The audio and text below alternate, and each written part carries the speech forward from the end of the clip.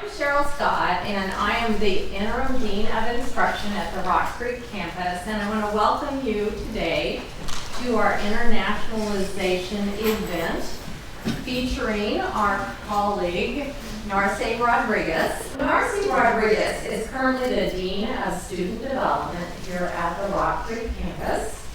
She was born in Tempe, Arizona, but spent quite a bit of her life in Mexico and was raised in Mexico. She comes from a Mexican-American family who has worked in the agricultural fields of Oregon, Arizona, Michigan, Florida, and Washington. Her passion and dedication in education, and she is involved in many community activities that promote cultural awareness and sensitivity to diversity. She has also been a faculty in the humanities department teaching the Chicano Latino studies courses. She's also taught women's studies and counseling and guidance courses. Narce received her bachelor's degree in sociology and a master's in interdisciplinary studies from Oregon State, which, come on, University of Oregon, you know, the Ducks. Yeah. And Sorry, Candace. She often finds herself a Latina pioneer, being the first Latina in leadership roles. I just want you to know that I've known and worked with Narce for almost 10 years now at the Rock Creek campus, and it's been my pleasure to get to work with her. And I'm also so pleased right now to be kind of sharing these dual roles with her in the administrative office. It was something I really hoped that one day I would get to work with her on that level, and I'm pleased that I get to do so now. Because that means that I get to see her almost every day, and we get to share stories and support and commiserate and solve problems together, and I appreciate that a lot. So, without any more introduction, I'm pleased to provide to you Narce Rodriguez for this talk.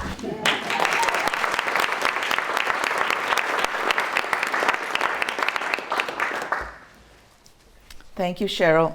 Is this on? Can you hear me? Thank you for that lovely introduction. I also want to thank Brian Hall, who I have had the privilege to get to know him a little bit.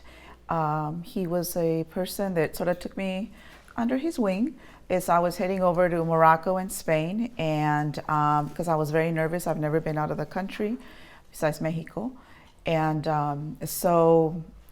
establish a nice peer relationship, and I should have known he was going to ask me to do something in exchange. So here I am. So thank you, Brian. Muchas gracias for allowing me and inviting me to share my journey today. And we work closely together. And some of you that know, I can just talk and talk and talk and spit a lot of words. And at times I say nothing.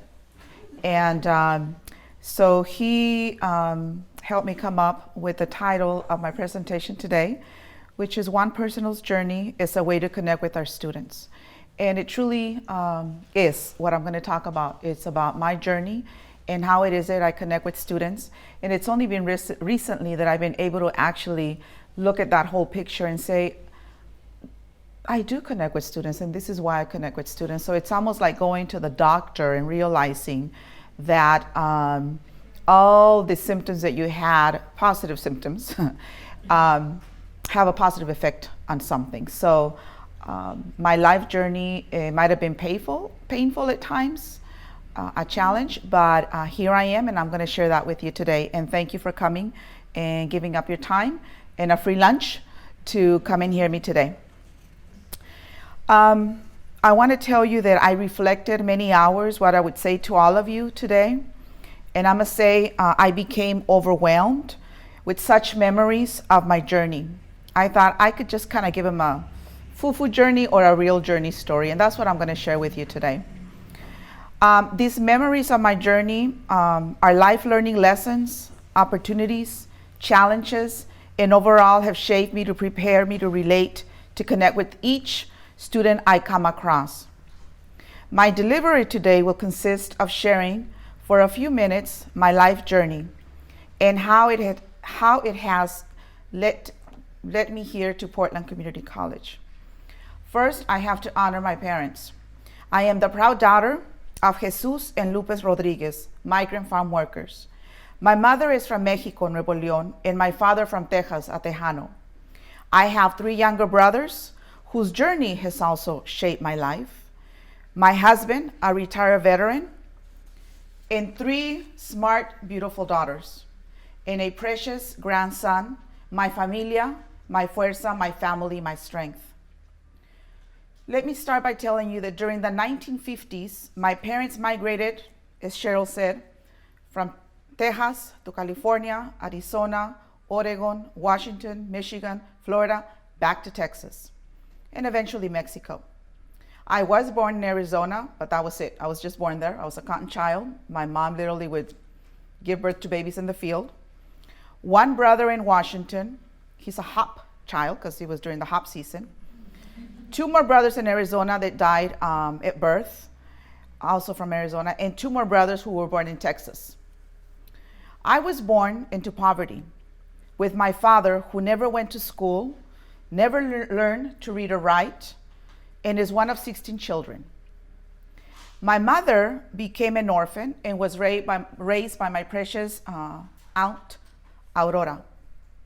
As many migrants, we endured and suffered much of the injustices poor migrants face and still face up until today.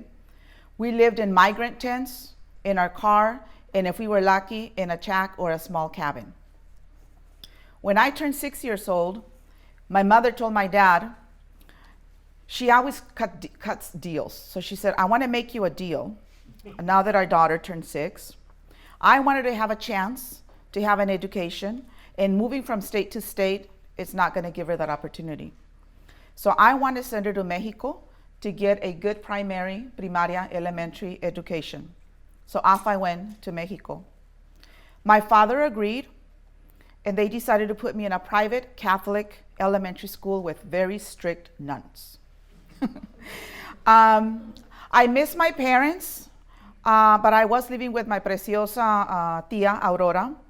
And even as I was 6 years old, even at that age, I felt for once that I belonged somewhere, that I didn't have to move from one place to another. However, I was used to moving from state to state. Somehow, I felt as a 6-year-old little girl that I had been given a golden opportunity to not let my parents down. I felt that every time I walked into that classroom, I had the luxury to be in a nice warm room with strict nuns. They were coaching me for life, while my parents worked out in the fields and at times had to go hungry. I became a very good student and loved the community service that the nuns required us to do. I was a very happy child. Eventually, my mom could not bear being in the States any longer, and she made another deal with my dad. And the deal was for her to return to Mexico along with the brothers. My father was to stay in the United States, as many families do, and send money to Mexico to take care of us. Well, that was sort of like a Disney approach because that didn't happen. Well, eventually my father became an alcoholic while in the States. We only saw him maybe once a year. He came and got my mama pregnant twice. And he would not send any money to help my mother. This was very hard on my mom, my brothers, and I. It was painful. She decided that she was not going to take me out of that private school, and she was going to become the custodian at my school and exchange it for tuition. My mom is a very creative lady, and she learned on her own how to sew, cut hair, and make all kinds of decorations for weddings and parties. She would stay up at all hours of the night and get newspaper and make her own patterns and convince people that this was a beautiful dress. Everyone in the neighborhood had the same dress. Everyone had the same haircut.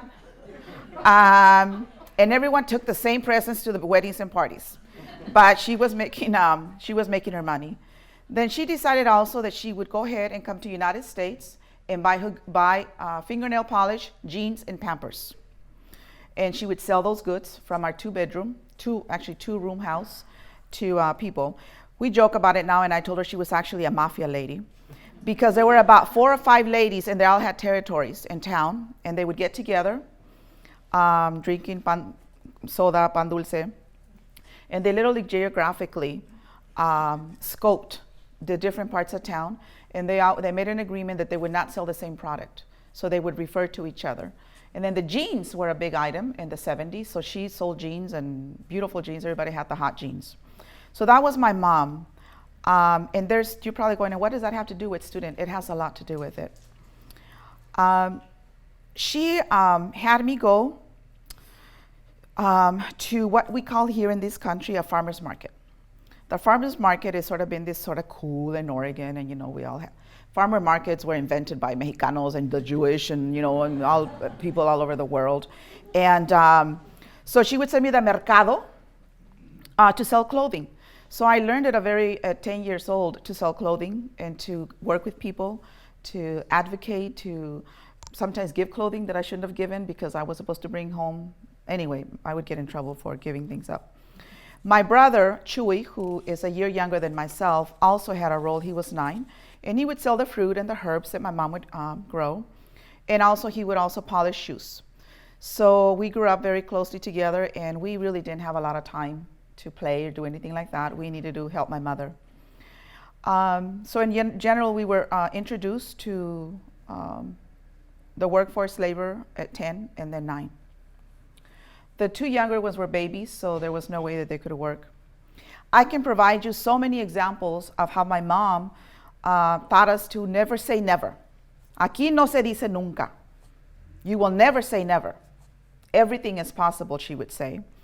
Esa palabra de nunca no existe en nuestro vocabulario.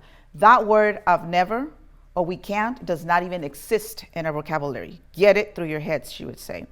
We might be poor, but we're not stupid and we're not lazy. And we will not ask anybody for charity. We will do it on our own. So that's how I was raised, with that in mind.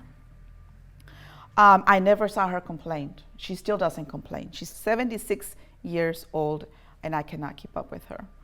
I'm the one that complains. She doesn't complain.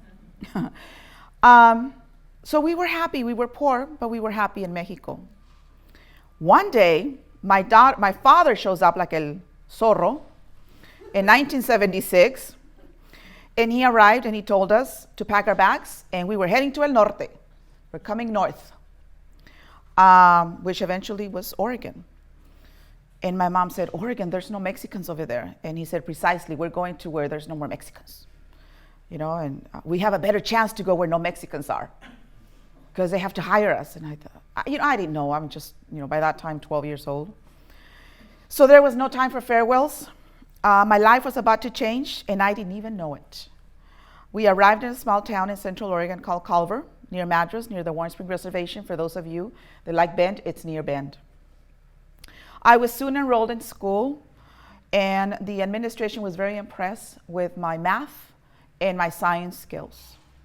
They gave me some sort of assessment, and they could not believe that this little Mexican girl could do calculus and science. I thought it was no big deal. I was average in my class. I thought, ooh, you should see the smart ones, the really smart ones. So they decided that instead of me going into sixth grade, they would put me into 8th grade. However, there's a catch. They didn't know what to do with me because I didn't know English. And this was in the 70s. So they said to me, because I did know a little bit of English, that since I didn't know English, I had a disability. So therefore, I was going to put in special ed. So I was put in special ed, like many of my peers that come from the same generation. And they told me that my name was too long and too Mexican. My name is Narce Rodriguez Guzman. They said, no. Your name is going to be Narce. Narce, N-A-R-C-I-E. I'm like, Narcie. No, Narce. My mom challenged them with her broken English, but she couldn't win the battle. So I became Narce. And my brother's name is Jesus, and they said, your name will be Jesus, because that's easier for us. So I taught myself English by translating all my books in Spanish. And even though I sat in the class very quietly, I knew and I understand the curriculum. I knew what was going on. I was invisible. I was marginalized. I can tell you that. I can tell you that then. These are big words that I had to learn when I started my master's, that it was being invisible, it was being marginalized. To me, it was self-esteem was starting to go down the drain. Not belonging was starting to go down the drain. But what can you do? You're a child and you don't understand what's going on. I felt that the only things that I would hear from school, they reminded me every day that I was Mexican. I knew that. But not just a Mexican. I was a dirty Mexican. I was a wetback, and I had to go back to where I came from. I would share this with my mom, and she advised me, ay, mija, no les hagas caso, don't pay attention to them, and focus on learning. It was hard. It was hard to focus on learning. But I tried really hard. By the time I was in 10th grade, I realized that I was being bullied, and I really didn't like it. I asked my mom if I could drop out of high school, and she said, absolutely not. You cannot drop out. Mentally, I dropped out. I was going through the motions. However, my brothers did drop out. I shouldn't say they dropped out. They really were pushed out by defending themselves with physical fights, by the harassment and discrimination. I internalized it. Little did we know that this was going to be the beginning of dealing with the justice system for my brothers. They were in and out of prison due to drug activities and many other. This was a very painful for the whole family. I advocated for them at a very young age. You have no choice but to advocate for yourself. Worked and became angry, full of rage, and educated myself on how many Latino men in this country are in jail rather than colleges. Stats and more stats and stats and more stats, the dropout rates from high school, teen pregnancies, and so forth. This is the type of reading that I would do when I was 16, 17, 18 years old. So I was pretty pissed off back then. Still am, but I'm diplomatic about it now. Here at PCC, sometimes I'm introduced by not my peers here, but other peers in general, who at times I'm not introduced by name. I'm introduced by this is Narce, who words that I've used that I have heard is who stirs things up, who challenges the system, and who's an instigator. I take it as a compliment. So my whole world was changing under my feet. Then I arrived at Oregon State University. By that time, zoomed through high school. Yes, I managed to go to Oregon State University with a 2-point GPA high school. And I went with a migrant scholarship, CAMP, College Assistance Migrant Program. Even though I was told time after time, that the best thing for me was to continue to be a farm worker like my parents. So guess what happened? I dropped out of Oregon State University. I only stayed 2 terms. I felt like, oh my goodness, here I am again in another culture, in another world. I have to figure it out again. We were just talking about that this morning, dear deans. And I thought, I can't do this. So I went back home because I got tired. I could not bear with the discrimination again by the name calling, now in the dorms, cafeteria, or simply walking from building to building and being stopped by campus security because I used to dress like a chola, like a little gangster. But I wasn't. I was just a wannabe. Alejandra called me a chola the other day because I had a limp. And I was walking like this. She goes, "Ooh, you look like a chola." I said, "I was one day, but sort of a wannabe." I go, "No, I'm just getting old. That's why I'm walking like this." So I decided that I would go back home, and my father became even more of an intense alcoholic father. Keep in mind that as the older daughter in the home, I pretty much ran the home. My mom, even though she was very feisty, I was sort of her, we were each other's strength. And my father at that time decided that, I don't know what happened to him, but then we were dealing with domestic violence also at home. What the hell, I said, geez, this is just way too much for a 19-year-old. I did manage to get my parents help, work and pay their bills, because this was during the winter time and they could not find work. So I thought it was more important for me to go home and help them out also. Eventually my dad sobered up, and he decided to start his own business. As a landscaper, and my mom landed a job in the Warm Springs Casino, where she still works, and she is so proud to be the lead custodian supervisor. So she just loves her job. My father, along with two brothers, grew the business of landscaping, and his long forgotten dream, as many Mexicanos that come to this country, became a reality, and he purchased a 300-acre ranch in Central Oregon. Because he always wanted to go to Mexico and have vacas and cows and the whole thing, and it's like, Dad is saying it's not going to happen. So he finally decided he made enough money as a landscaper, and where he grows cattle and alfalfa, and is doing very well. He called me, he said, Mija, guess what? Mija means my daughter. I'm the first Mexicano to own this much land in Central Oregon. Can you believe it? I said, Dad, we're the first in a lot of things, you know. So anyway, I'm very proud of my dad. He turned it around. My brother, with the support of my family, this is my older brother, became sober with the support of my family. And he said he was not going to go back to prison, where he had been in and out of prison for 20 years. He said, I'm going to go back to prison, but I'm going to go in through the front door. And he said, I really want to help the prisoners because I wasn't helped. He went to Central Oregon Community College and received his 2-year certificate in alcohol and drug counseling, and did go to prison again via the front door, and began his work. He then learned the reality that institutional racism is also there. And bureaucracies exist within our systems. And well, another journey started for him and I of learning.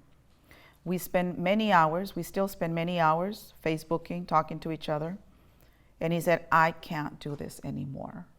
I can't work with this. He didn't have a name for it. I said, it's called institutional racism. And this is why you can't do the work that you need to do. So he said, bag it. I need to take a break. I need to do a little bit more growing up, and I'm going to go be a truck driver. So now he's driving some trucks, and that's going to be for 2 years, and then he's going to come back, and he wants to open his own nonprofit to really help the community. So that's my brother Chuy. Right now I'm telling you all this story, and I'm not crying because I did all my crying last night. This was very painful to write. You may be wondering, what does all this have to do with Narce's presentation? Well, all of it. Every single piece. Because my life journey continues. I may have all the degrees in the world, but that does not change. That doesn't change everything. My daughters, my husband, my grandson are developing their own journeys. And just because I am blessed with the education, they are not exempt, as many of our students, to face their own challenges and learning. I was naive to think that when I was 25 years old and I got my bachelor's, that my daughter at that point, that I was just going to be the superhero that was going to defend her from all the injustices in the world. I was wrong. I was very wrong. I had to pull her out in 10th grade, out of high school, and put her here at PCC because she was dealing with even more horrible things than I was. And I told her the same thing that my parents told me. We are not in this world to be victims, is what I tell my family, my students. And the key is that we have to understand how oppression works. Internalized oppression, systems oppressions, and we have to work and peel it little by little, and then we can survive anything. Because of these experiences that I have and I continue to have, I have become passionate, feisty, a fighter at times, and controversial. When not only do I have to defend my family, but our students. I hear at least once a week from my peers, you know who you all are. I don't know how you do your job. I work with students that are in conflict, are in pain, and so forth and so on. I do love my job. I love my job. I love what I do every day. I don't care or judge if our students just came out of jail, because I have brothers that came out of jail, if they are criminals, if they're domestic violence survivors, if they're homeless, if they're privileged, if they're a veteran, even if they're an Aryan nation, I've dealt with them as well, or disabled. I've been there, done that via my journey, and nothing they do scares me.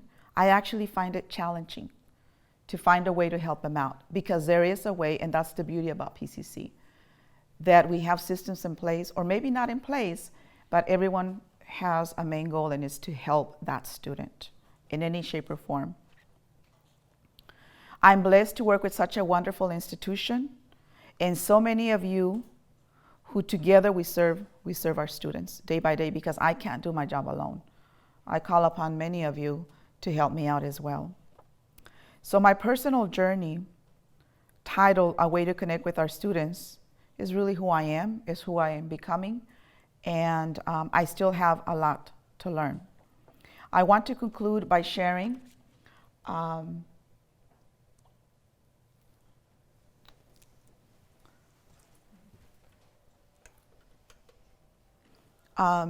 just a little few things here. And also, I want to tell you that I have never used Prezi. So this is my first time. So you're all my friends here, guinea pigs, that bear with me. So my personal journey, poverty can also bring hope. This is my dad and my mom. My dad was just recently recognized by the Chamber of Commerce, and also Jefferson and Deschutes County for, he's been doing for about 20 years a toy drive for migrant children. And then he decided, no, it just needs to be for all poor children. So my mom and dad, every Christmas, they get dressed up, and so do I, like a little elf. And, and we go and do this work. So poverty is not a bad word. Poverty is something that can be transformed to hope. And we certainly have a lot of our students that are in poverty. Oppression is something that I also, that we have to deal with, or we're not going to be able to get any work done. Oppression can only survive through silence. So anytime I have a chance to give us just a presentation about systems of oppression, it's actually my favorite thing to do. I bring bird cages and chains and all kinds of different things to explain it and how it works, because it can be so internalized that we start believing that it's part of our culture, and it's not part of the culture. It's actually a systematic way to keep us oppressed. Mi familia. So this is just part of my family, just a few, and I like to be silly. My brothers always tease me and say, if only the people I work with see what you really like, you know, because I like to have fun, you know, life is too short. So just lots of relatives. This is my dad. My mom was somewhere in the kitchen, and sisters-in-laws and that sort of thing. And to finish, this is my precious family, immediate. This is my husband, veteran. He is currently 100% disabled, but we keep going, and nothing will stop us. And it's because of him that inspired me to start the Veteran Resource Center here at the campus. So sometimes when we do things, it's personal, and it's okay to have it be personal. My daughter, she's also a survivor of domestic violence. We almost lost her. My grandson, who has some special needs with speech and is also coming along. And these two little ones right here probably have it, so far their journey's been pretty good. It's been pretty good. My daughter, this one, she's a sophomore right now, and she shared with me yesterday, she goes, Mom, I have a card here. It says Congresswoman Bonavici. And she said when I'm a senior, I can go do an internship for her. I said, yes. So she's already starting to do her little network herself. So, So this is my family, this is my journey, and at this time, I will open it up for questions, and Usha is going to help with that.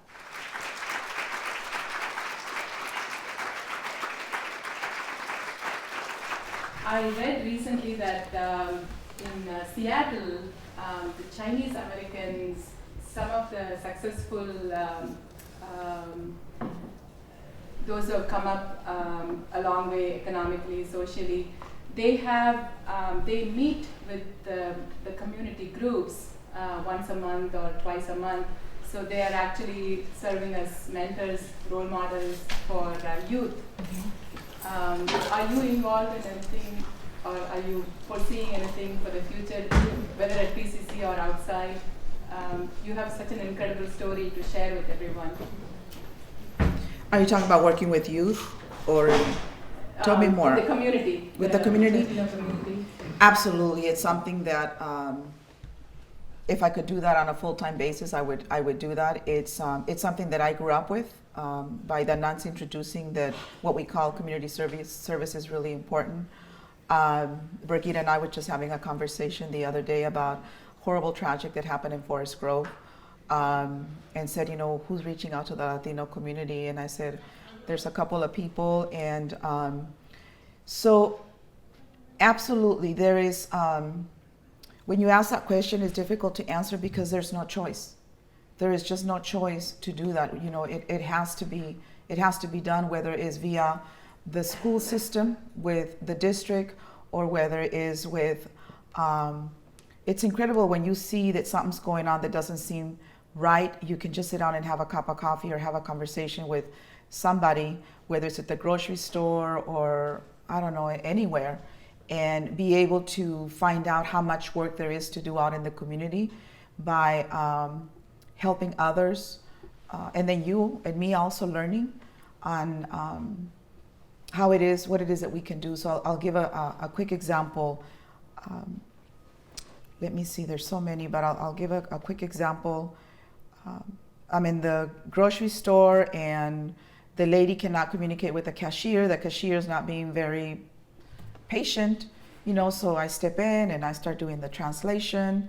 Came to find out that this lady said, where do you work? Because that's usually the first thing they ask you. And I said, PCC. She said, my son's going to PCC and we're very nervous. Well, let me go ahead and connect. Let me get your son's phone number, text. Right now it's text.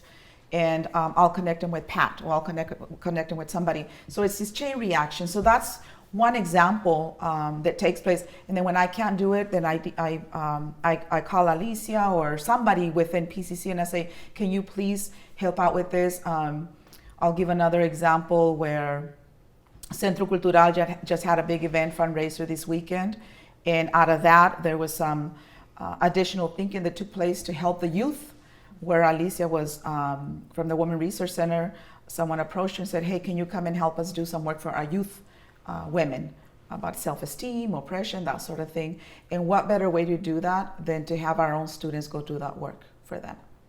So, and we actually even volunteered you also for something, Ucha, this morning. For the Centro Cultural, there was and it's Cheryl's fault. They were having a really hard time with the process and procedure for the fundraising, and it was a little unorganized with the payment and all these prices. And anyway, it's sort of a business situation. And Cheryl said, what a wonderful thing would be, maybe Usha can get a couple of students, and next year they can help us plan. And it was Brigitte. Yeah, so Usha, to answer your question, yes. So I have a lot of people to thank. Thank you. I have always found Narce to be very approachable, easy to connect, and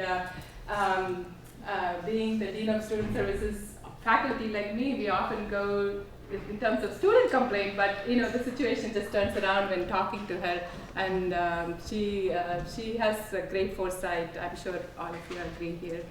At this time, I'd like to open up for questions. I don't think we need a mic here because it's a smaller setting. So, are there any questions to Narce? Yes. My name is Elaine Cole. I'm the sustainability coordinator on campus, and I have a transracial family, and I understand from research that I need to be talking to the kids about race and discrimination and prejudice. And so I had that in my head academically, right? But now I'm living it, and I find myself wanting just to protect them. So though I do talk to them about it, I find that it's not as easy as I thought it would be. And I guess I'm looking for some maybe advice and inspiration, and maybe an example or two of how you've talked about it with your kids. It seems like you've just been up front. I've learned a lot of different lessons. My oldest daughter it's mixed, and I wanted her to really embrace both cultures, and I purposely moved to the Forest Grove area where the school district is pretty much like 70-80% Latino. And it was good and it was bad. One, because of the lack of diversity for others that look like her as well. So my advice to you would be is that you can't blink. You need to be very attentive. I learned to be very attentive as much as I could, and that our experiences and our realities are our own, and they will have their own experience. And even though we try to protect our children a lot, we have to do a lot of listening to what they're telling us, or maybe they're not telling us. Maybe they're not sharing what it is that's going on. And that's what I have learned with all my daughters, and also my grandson is the one that's benefiting from the battles and the journeys that my daughter and I have had together as well. One of the things that I learned from a principal was, because she was bullied because of her hair, curly hair and all that in the bus when she was about 6th grade, that she had it. She had it for 2 years. They kept bullying her in the bus, and she did something she shouldn't have done, and she got up and grabbed the kid and punched him out and broke his arm. And she got suspended, and we had that conversation. I said, violence is not the way to do this, and this is how a lot of people of color also end up in the prison system, and we don't want to be part of that stat. So I had those conversations with her at a very early age, and she cried many times. And I told her my mom said we will not be victims of this, and it's not. So I didn't sugarcoat anything for her, like it's gonna. I didn't. I said it is going to be hard, and then I decided to just be honest with her and tell her that by the time she was 5 years old, I had to be an advocate for her, because I put her in a nice private preschool where I paid a lot of money. She was the only child of color in there, and noticed that she wasn't being moved up to the next level. So I went and asked the teacher, the main director, with all her credentials, and she said, I said, you tell me she's smart, you tell me she can do all what she needs to do, but yet she's not being moved up. I don't understand. She said, I come from Texas, from Corpus Christi. I worked with a lot of children like yours, and anytime you have a mixed child, that means that they're not as smart, and it takes them a little longer to learn. Well, she didn't know that I knew my stuff, and I had a little bit of education, so I asked her to show me assessments and to show me what assessment tools she had particularly used to assess my child Vanessa's capability for learning, and she couldn't. So I said to her, my child will no longer come here, and I will close your child care center down. I will close it down, because what you have done to my child, you are the reason that we have problems. So anyway, I just went off. I went crazy on her. And so my advice is that I've made a lot of mistakes along the way also. So I wanted her to be really proud of being the Mexicana and this and that, and she needed to figure out certain things on her own as well. So that's my advice, is kind of walk along with him, don't ever use the pobrecito syndrome, which is my poor little child, ever, never, no. That's my advice. Janice. Narce, what's the one thing you could suggest that might have improved your experience when you were first at Oregon State? That improved my experience? that could have improved your experience when you first got there? I think what could have improved that was having been connected with somebody right away within the institution, to be connected with somebody that maybe looked like me, that I didn't have to explain who I was, and that accepted me as who I was. I think that would have helped. I think that having been in the dorm and have had people being trained to deal with diversity overall, I think it would have helped. I think that maybe having just real Mexican beans in the dorm in the cafeteria would have helped, because the food is very important. I think that would have helped. Just the basics, to be honest with you. I think the basics would have helped. Now, I did go back, and when I went back, I decided that when I went back, Daniel Duarte, who was the director at that particular point, sat me down and asked me what you're asking me. And so I was very honest with him, because he wanted, honestly. So I did, and OSU started doing a lot of diversity training here and there, and all kinds of different work. And then I got empowered. He empowered me, and I became involved in student leadership, and that's what really helped me. Everything they said they were going to do for me, I would literally. They said, if you have a hard time in a class, we'll tutor you. So I would go to tutoring. It was very basic. I got up, went to class. If I didn't know what the cuckoo was going in class, I got a tutor. They helped me out. Discovered along the way that I had a learning disability as well, so they helped me through that. And I started taking a lot of classes that were also empowering me as a female. So I took every women's studies class you can think of. Part of my master's is in women's studies, and also I took every ethnic class you can think of. Chicano Latino studies, Native American, Asian studies, the whole thing. So that was food for my soul. And then I just started volunteering a lot. I would go to the prison systems. I volunteer in the Center Against Rape and Domestic Violence. And what I was really doing, I was healing. That's what was happening. I was healing by helping others through the experience of alcoholism and domestic violence, and that was my way to heal and learn and empower myself. Mm-hmm. Great question. That was Janice, Public Relations. Any other questions? Maybe if you can perhaps introduce yourself and just say what part of PCC you're from. I see Chris there from Veterans. I'm sure he has a question. Wow. Thanks, my name is Chris Mann. I'm working at the Veterans Resource Center. I did graduate here with my associates in business. And RC, first, thank you for the Veterans Center. I came here, and as most veterans, were kind of lost. I was 47 when I first came here, so I don't look like the rest of the students, and come from a different environment. And I walked into the Veterans Center and still wasn't sure what it was. A lot of veterans don't know what the center's there for. They think it's a recruiting office. And they don't want to go near one of those ever again. But once you got in there, it's a form of community that we miss. And again, because Narce went outside of the norm and fought hard for it, we have it. So I guess the question would be, do you see the Veterans Resource Center fulfilling everything that you had hoped it would be, and where you'd like to see it go in the next few years? That's a really good question. I like to also, give credit to Brigitte and Dr. Rule, who's no longer here, who sometimes it seems like things might be easy and just pop up and there they are, but there's a lot of educating along the way to be able to do that. So I've learned a skill here or there to be able to convince what it is that we need.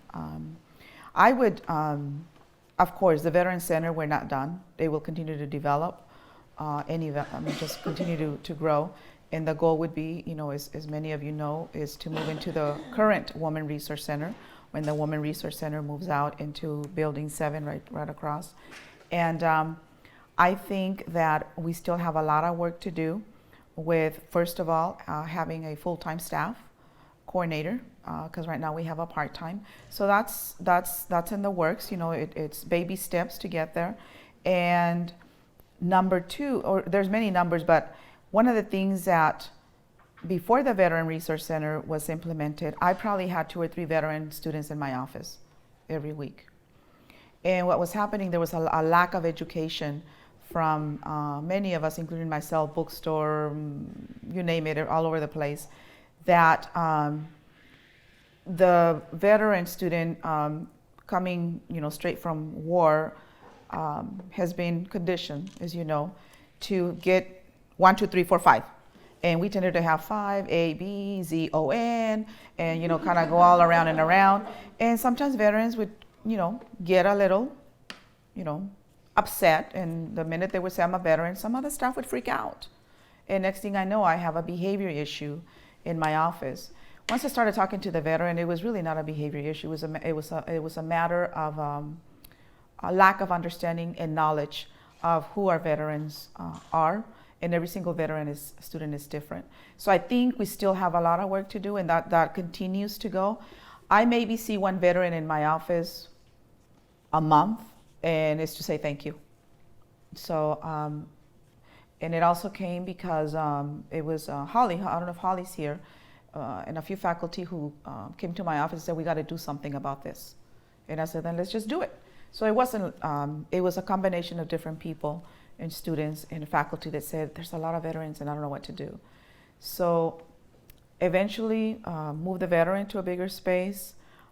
We now have a full-time veteran person that does veteran benefits and financial aid, Robert Hindle, who's now here on a part-time, he was on a part-time basis for about 2 years. So now he's here full-time. So I can only do my work with the support of my peers and also by the students such as you, Chris, keep saying, we need this, what about this, what about that, and then we move together forward. So thank you. Narce, you mentioned about moving between different school systems as you grew up, and sometimes the experience was not so great. And I'm looking at myself as an educator, and I teach business classes here at Rockery campus, and I see so many faculty and staff here. As we see Narces in the classroom, or as we see Narces in the campus, like as you were growing up, what would make us more culturally competent? I mean, especially with the mix of different ethnicity that is in the campus. What would be your personal advice to us? So actually, I'm going to give just a short answer, I hope, and I think the best way that I can articulate it is based on a program review that I just attended Friday, which was the speech communication program review. And I had this big aha moment when they were doing the presentation, because it all comes down to communication and understanding each other. And what I saw, and I can't remember which of the faculty did this, but it's 2 circles. So we're this circle and the students this circle, right? And we come together like this, and there's this stuff right here in the middle.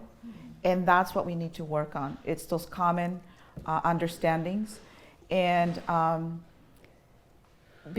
I think it's okay to be afraid if we don't know, if we don't understand somebody else's culture. I think it's okay to ask questions. We might ask the wrong question, but we need to start somewhere. And my answer would be to take a risk also, and not place judgment on students that have their own experience. I had an international student in my office the other day, and I went home and cried that day. And I think it's fine to kind of freak out there sometimes when we don't know what we're doing. And I mean, really, there's nothing wrong with it. But this student is from Rwanda. A family is sending him all money to come in here. Anyway, make a long story short, there's no more money coming in. There is no, he can't go back home because that's not going to be a good thing. And working with John Dart and others, the best thing that, and I didn't know I knew very little about Rwanda. All I knew was just Hotel Rwanda, But when he's explaining to me in his own voice what his experience has been, I thought, PCC is not just about Washington County. PCC is not just about the Latino students. PCC touches the international world. we really are part of this whole universe, and they're right there in our face.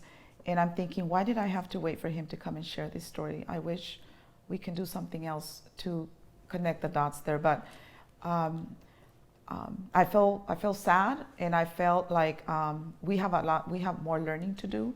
And I mean, I was fortunate to learn directly from him, but I think I would have, and maybe I said to myself, I need to challenge myself to go to these other presentations at the international level to be able to understand what's going on, because they're here. They might be quiet, but they're here. Yeah. So that it's not one simple answer. It's many answers.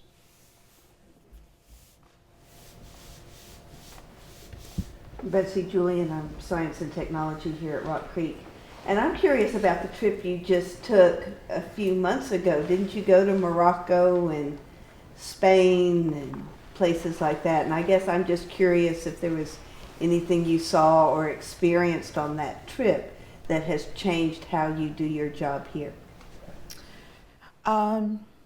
Yes, I love the trip. I learned a lot. I prepare myself psychologically to go to these trips because I was going to Spain and Morocco, and I teach Chicano Latino studies. And much of the curriculum that's developed in Chicano studies from the Southwest is it's sort of like bad and good. Not always, but it depends how you deliver it. And Spain conquered many of the Americas, so therefore there's this evil dragon, that came and oppressed us, and that's why we're all messed up. I mean, you go on and on. So what I learned is that their youth in Spain, in particular, are just as blindsided as our youth in this country. And what I mean by that is that I'm going to be sharing more detail, if anybody, I'm going to put in a plug. I'm going to be doing a presentation Friday, right, Rachel? Right.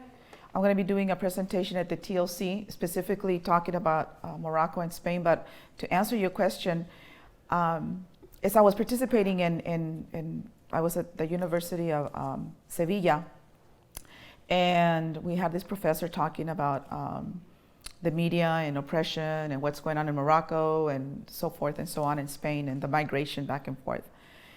So some of the things that I've learned was that migration, immigration, and I already knew this, but to actually see it from others, our country makes a big deal about, the Mexicans are coming, the Guatemaltecos are coming. It's the same in other countries, with people from Africa going into Spain, the journeys that they have to go through. I had an opportunity to sit down with students and get to know them and hear their journeys and their stories, very similar to some of the stories our students have. I realized that we have some advantages here because we have community college, and our undocumented immigrants can come to PCC and take a class, where in Spain they don't have that option. They can't. They just can't. They can't. Because I said, well, why don't you go to like the university or the college and take a class? They're like, we're not accepted. We can't. The best we can do is to sell tissue paper, out in the streets, that sort of thing. So for many of them, their dream is to land here in this country for that particular opportunity, which is to have an option such as community college or learn English versus churches, etc. I also learned that some of the youth, college students, I went and I asked them if they could. They thought my accent was cool, because I'm Mexican, I guess. And they're like, wow, it's like Speedy Gonzalez. I'm like, I'm not gonna take offense. They're just youth. They're learning, right?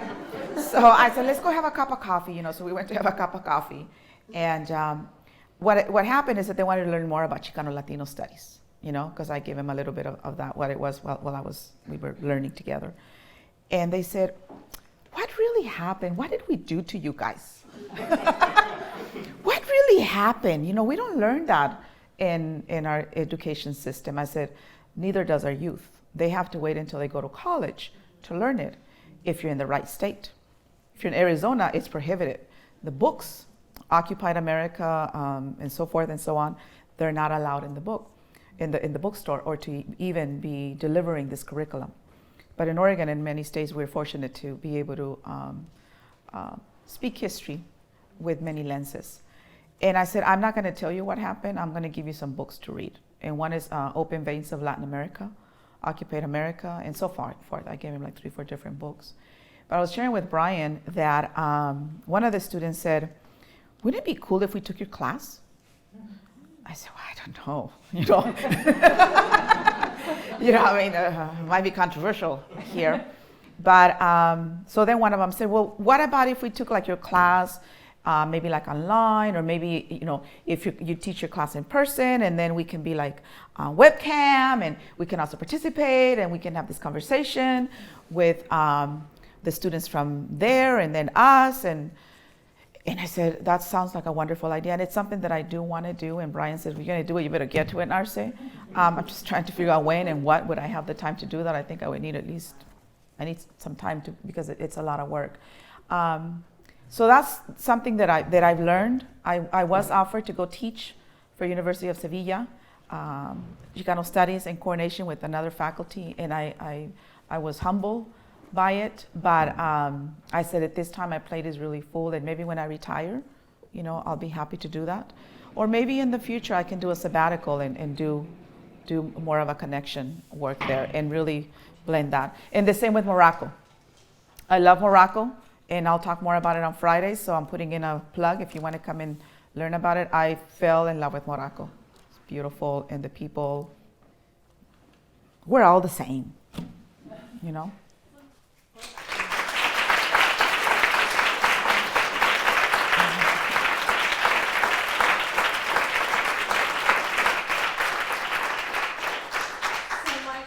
Remarks are just thank you so much. We really appreciate your willingness to present this to us today, and I know it must have been really tough at times. Just listening to you, I felt like it was tough just for me to hear. But thank you. And thank you all for being here. We appreciate it.